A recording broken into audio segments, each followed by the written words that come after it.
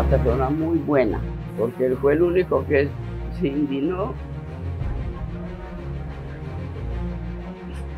e ir a Moravia y sacarnos de allá. Well, nowadays, some people think Pablo Escobar was some sort of a Colombian hero. He did a lot of good things for people, but he killed a lot of people as well. Aquí estas casas que usted ve, Pablo Escobar regaló. Tenemos mucho que agradecerle a él y a su familia. Este barrio lo regaló todo Pablo Escobar.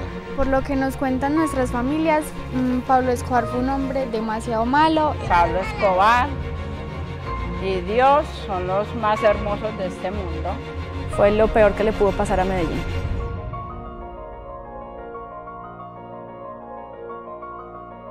Ünlü uyuşturucu baronu Pablo Escobar'ın memleketindeyim.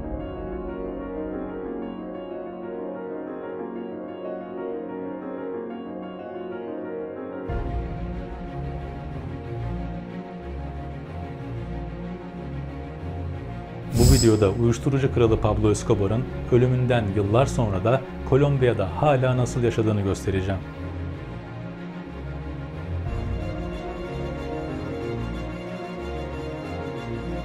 Onun adeta kokain imparatorluğunu kurduğu Medellin'de bıraktığı mirası 5 bölümde anlatacağım.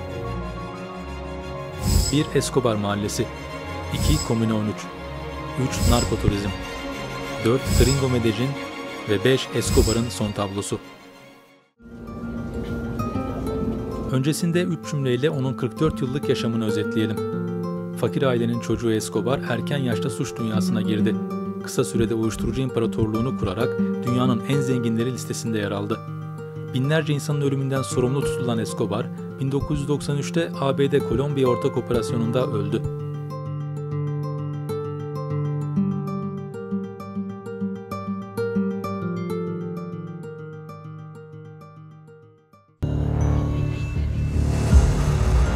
Şehirle ilgili dinlediğim uyuşturucu ve kartel hikayelerinden sonra o mahalleye korkmadan gitmek mümkün değildi.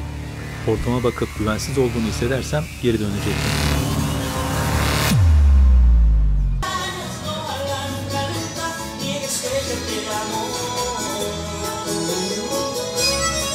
Ancak Kolombiya gezim boyunca bana eşlik eden bu müziği duyunca taksiden inmeye karar verdim.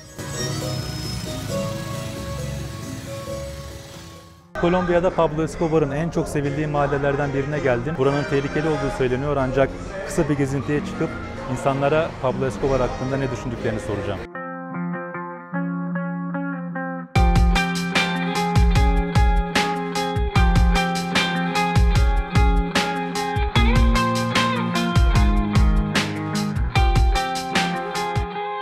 Pablo Escobar pues se trajo a vivir esta gente acá porque esta gente se quedó sin casa, vivían en otro barrio que se llama Moravia, eso era un basurero.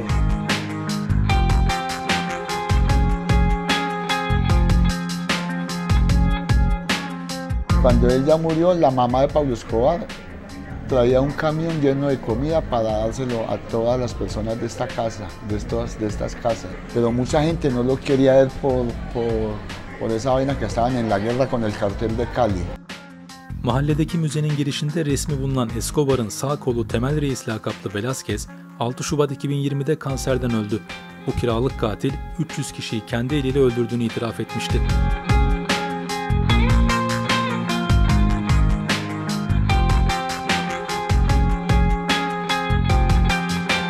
Pienso que es un barrio muy especial, es un barrio demasiado cariñoso y pienso que la gente es muy amañada en este barrio.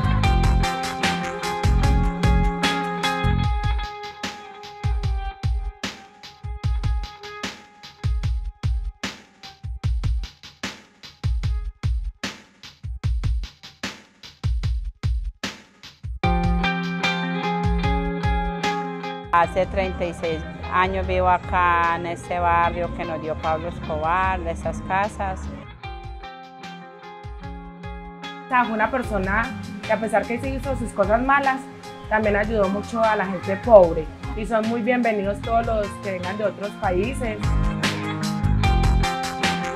Escobar'ın oğlu Juan Escobar babasına niçin Robin Hood dendiğini açıklıyor. Robin Hood aslında basının babama verdiği bir lakaptı. O dönemde gazeteciler ona Robin Hood diyordu. Devletin hiç inşa etmediği evleri, hastaneleri, okulları ve spor merkezlerini kendisi inşa etti.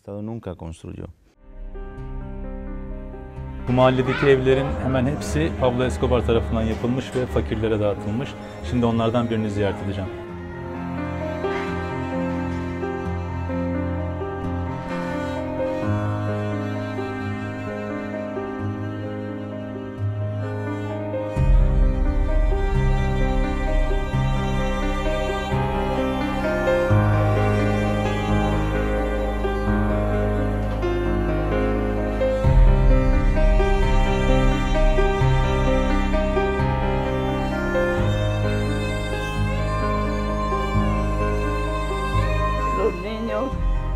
Los gallinazos, de las ratas, de todo.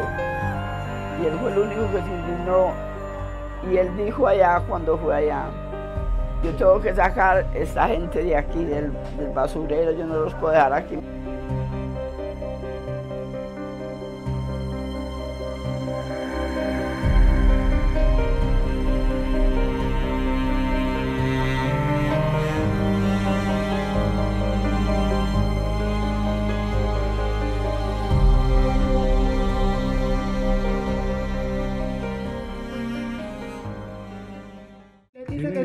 De la crisis, de paso mi mamá en mi cama, jamás pensé que esto fuera tan difícil. No quise llegar hasta aquí, pero la vida es así. Me toca ensuciarme la mano por mi familia para así sobrevivir. Escobar zamanında ve sonrasında uyuşturucu kartelleri savaşlarına sahne olan Komune 13 bugün ne durumda?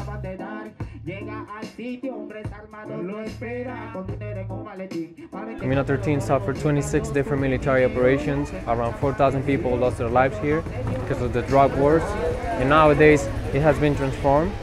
Yakın zamana kadar dünyanın en tehlikeli mahallesi olarak gösterilen Komune 13'te yanımda da Peru'dan Willy and Arjantin'den Rocio var. Birlikte gezeceğiz mahalleyi. Burası uyuşturucu kartellerinin, çetelerin yuvası olarak biliniyordu. En fazla cinayetin işlendiği yerlerden biriydi. Onlara da görüşlerini soracağım. Biggest narco and not a good man. I like that Colombian people are moving on from that history. Me encanta la Comuna 13 porque demuestra el arte que tiene la gente y cómo han salido de esa pobreza y ese destino feo de pobreza y mala vida. Mahalle sakinleri en son 2002'deki askeri operasyonun ardından duvar resimleriyle bölgenin yüzünü değiştirmeye çalışıyor. Ancak o kanlı izi silmek hiç de kolay değil.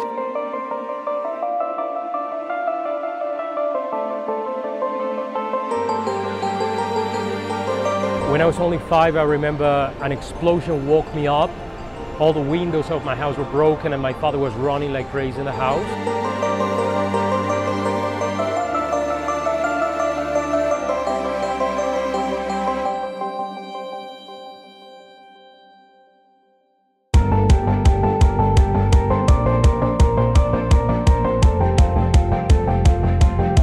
Even though I was raised around Comuna 13, I was never able to come to this specific neighborhood where we are right now. At that time, if you were not belonging to the criminal groups or you were not a member of this community, you just couldn't come.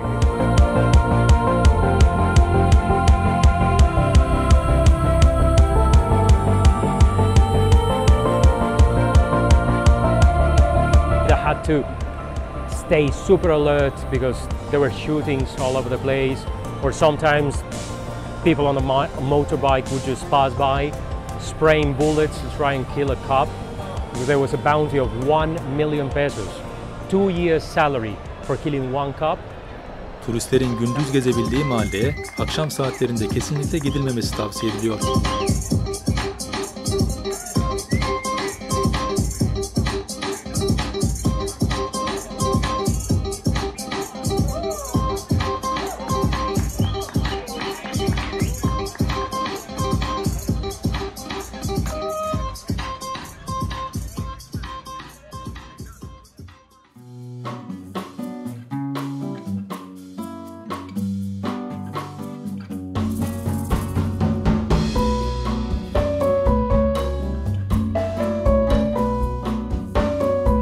Narcos dizisinin ardından şehirde adeta narkoturizm patlaması yaşandı. Ancak yönetim buna karşı adımlar atıyor.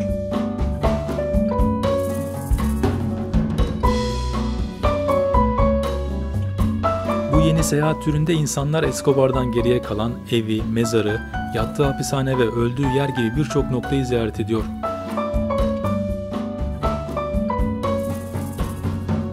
Pablo Escobar'ın yeğeni Nicolas Escobar da bu müzede onun adını yaşatmaya devam ediyor.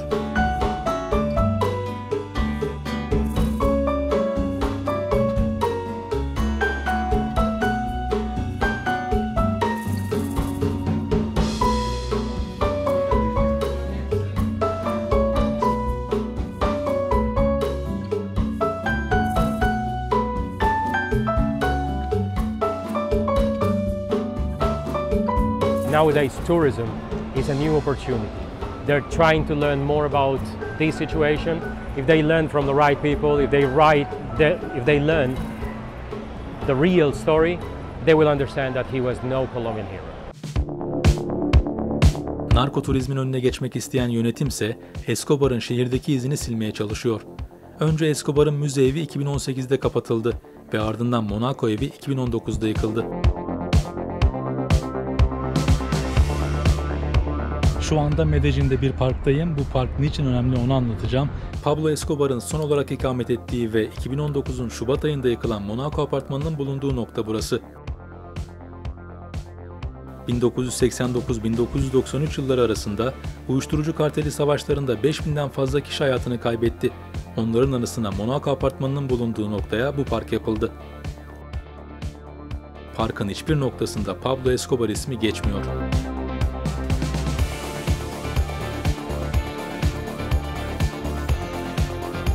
Nos encontramos en el parque en Mónaco, donde Pablo Escobar tenía su edificio y hacía todas sus fechorías. Pablo Escobar para mí fue una persona que asesinó mucha gente, hizo muchas cosas malas. Este lugar es muy importante para Medellín, pero por lo que fue después de la guerra. Queremos que se conozca por lo que dejó a la ciudad, pero no desde el lado de las drogas, sino desde el renacer que tuvo. Yo soy vecino, vivo al frente de este edificio y realmente ha cambiado mucho la historia.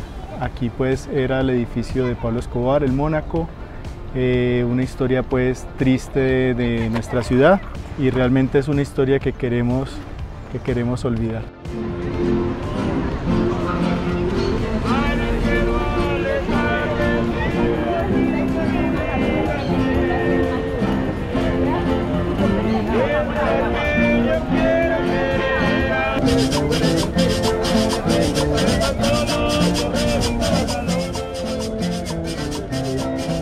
Peki sonsuz ilkbahar olarak adlandırılan ve Escobar yerine Çiçek Festivali ile anılmak isteyen Medellin bunu başarabilecek mi?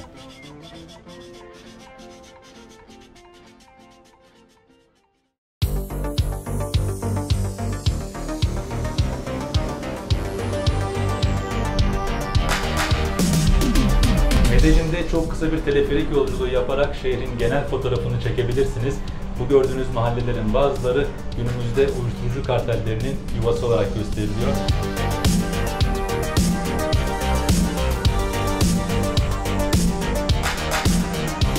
Medellin 2,5 milyon nüfusuyla başkent Bogota'dan sonra ikinci büyük şehir. Ant Dağları üzerine ilk hattı 2004'te kurulan ve yeniden doğuşun sembolü olarak görülen teleferik sistemi izole mahalleleri şehir merkezine bağlıyor.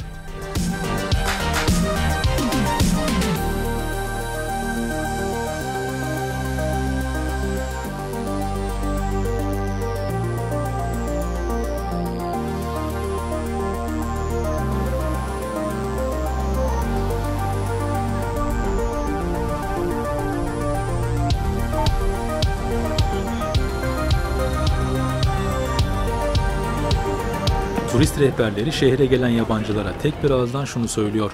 Ülkenize dönünce Kolombiya'nın Escobar'dan ibaret olmadığını ve buranın güvenli bir yer olduğunu anlatın.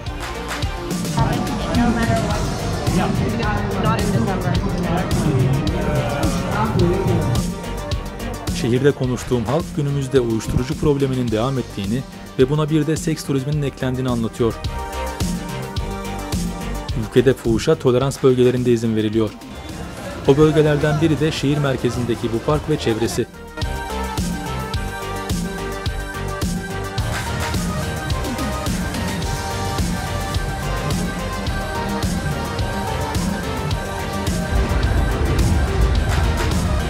Bazılarına göre özellikle Amerikalıların yani Kolombiyalıların deyimiyle gringoların gelerek ucuz uyuşturucu ve hayat kadını buldukları yer burası.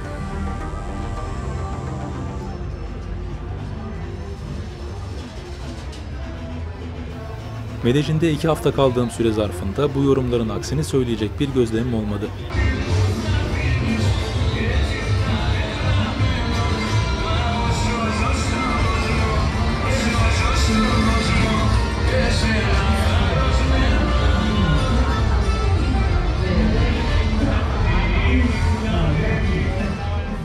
Peki günümüzde o dönemi görmeyen Medellinli gençler Escobar'ın mirası hakkında ne düşünüyor? Today, most people actually hate that guy, but sadly there's a new generation of people who have no idea about him because the only thing they know comes from YouTube and Netflix. That is a very disappointing situation. Pero así como que yo sepa de él o así, no, la verdad no. Sí he visto que hacen esos tours, que hacen que la visita al cementerio. Tengo 20 años, soy de Medellín y pues no he tenido experiencia así tal con Pablo Escobar, pero sí he escuchado que fue una época de mucha violencia. Cometió muchos homicidios, muchos crímenes y hubieron muchas muertes por culpa de él. Tiene mucho carisma, es muy creativo.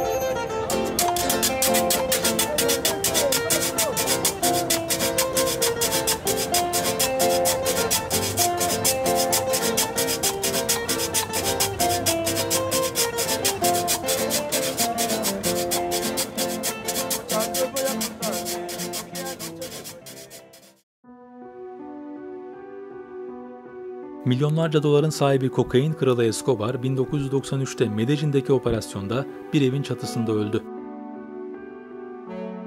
Escobar'la aynı şehrin çocukları olan dünyaca ünlü ressam Fernando Botero ise onun ölümünü ölümsüzleştiren isim oldu. Botero'nun ünlü eserlerinden bazıları arkamda gördüğümüz Müze Antiqua'da sergileniyor. O tablolar arasında Pablo Escobar'ın ölümü de var. 2 tane tablo Pablo Escobar'ın ölümünü anlatıyor.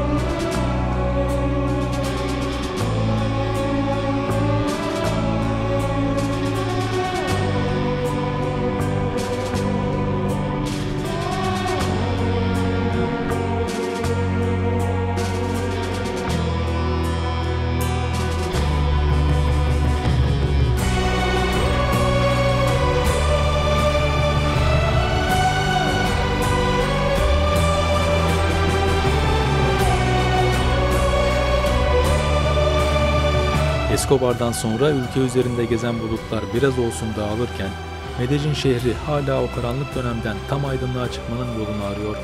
Yo vivo muy agradecida de la donde esté y agradezco con toda mi alma y al Señor.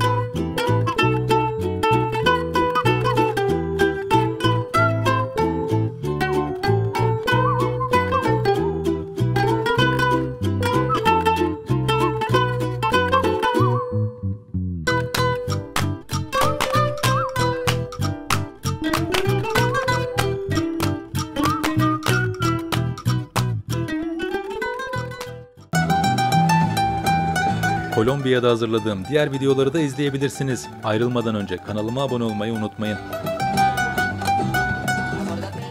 Diana y Casey. 1, 2, 3. Inanian y Casey. Diana y Casey.